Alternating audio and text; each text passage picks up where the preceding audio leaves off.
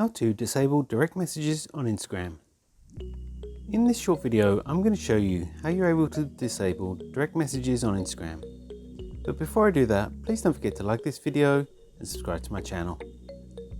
Okay, so if you want to be able to disable direct messages on Instagram, first open up the Instagram app on your mobile device and then head over to your profile. Once in your profile, tap on the menu button in the top right hand corner of the screen and then tap on Settings.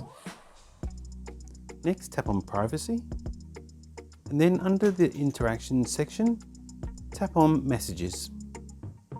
Once you're here, the first option is Potential Connections, so your followers on Instagram. So if you tap on that one, and then tap the button that says Don't Receive Requests, and then this will also turn off requests from others on Instagram. You won't receive new message requests from anyone on Instagram. Do you want to update settings?